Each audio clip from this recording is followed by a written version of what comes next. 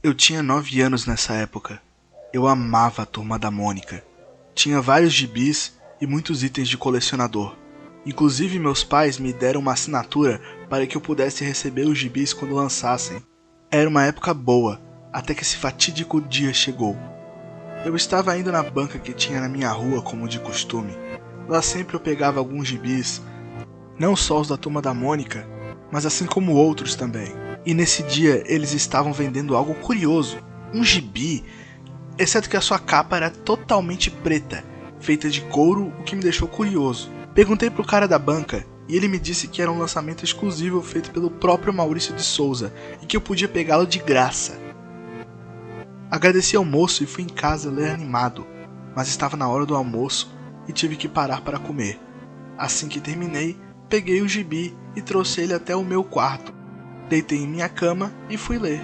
A primeira página costumava ser sobre alguns anúncios feitos por patrocinadores da empresa, mas estranhamente o primeiro que eu li foi sobre um hospício infantil que estranhamente ficava a alguns quarteirões da minha casa. Decidi ignorar esse fato e pular para a história. Assim que cheguei na página da história, um cheiro muito forte começou a exalar do gibi, algo parecendo carne podre em estado avançado de decomposição, o que me deu uma náusea muito forte. Voltei meu olhar para o gibi e tinha uma mancha marrom presa na borda superior direita. Por algum motivo, ela não saía de jeito nenhum. Apesar de tudo isso, decidi ler a história.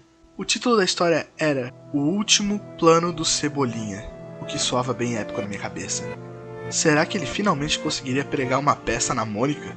Só lendo para ver. A história começava com Cebolinha escrevendo algo em uma prancheta.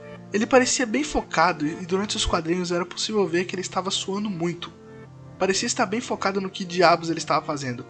E assim que terminou, ele soou sua famosa frase: "Agora finalmente eu serei o dono da rua!" E começa a rir. O que me deixou estranhado era que Cebolinha estava falando R normalmente, o que era o completo oposto de seu personagem. Mas talvez tenha sido um erro de digitação dos autores. Cebolinha então começa a descrever o seu plano que ele falava que era o seu mais infalível. Assim como os outros. Começava da seguinte forma: Cebolinha dizia que ia chamar a Mônica da sua casa. Ele então pegaria o piano que sua mãe guardava no sótão e iria de alguma forma colocá-lo sobre o teto. Assim, no momento que Mônica chegasse perto, ele a esmagaria usando o piano. Isso me deixou um pouco preocupado. Isso não era tão amigável quanto os outros planos mais drásticos que ele já tinha feito. Afinal, ele poderia matar a garota fazendo isso, o que parecia ser realmente o seu intuito. As páginas seguiram com uma montagem de Cebolinha fazendo os preparativos para o seu plano final, ajustando o piano sobre o teto e marcando um X nem um pouco suspeito sobre onde o piano cairia. E durante esses quadros, Cebolinha mostrava um olhar furioso e cheio de vingança. Vingança de todas as vezes que Mônica havia batido nele. Dei uma pequena pausa após ler o último quadro dessa montagem. Eu não conseguia acreditar no que eu estava lendo.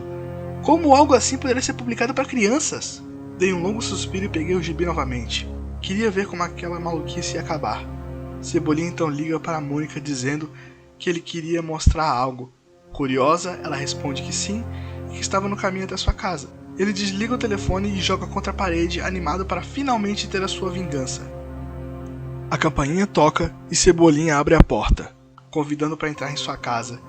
Os dois então vão até o lugar do piano e Mônica fica bem em cima do X no chão, sem perceber o mesmo. Assim que ela percebe, Cebolinha corta a corda atrás de si e faz o piano cair, esmagando a Mônica no processo. Os próximos quadros mostravam o corpo esmagado de Mônica embaixo do piano, com detalhes super realistas e nem um pouco cartunescos. Nessa hora eu sabia que aquilo havia passado dos limites. Eu então fechei o gibi, peguei uma garrafa de álcool e queimei aquela coisa até dizer chega. Vendo que já estava de noite, fui dormir para tentar esquecer tudo aquilo. Tive pesadelos horríveis com aquele gibi, sempre lembrando do rosto deformado da Mônica e daqueles detalhes no corpo dela. Assim que acordei, percebi que o gibi estava de volta na minha mesa, em perfeito estado. Pulei da cama ao perceber aquilo. Abri o gibi e vi uma página somente. Uma mensagem escrita em sangue. Se você contar para alguém, você será o próximo. Eu sou Cebolinha, meu chão, meu cabelinho. 2, 3, 4, 5, cabelo espetado.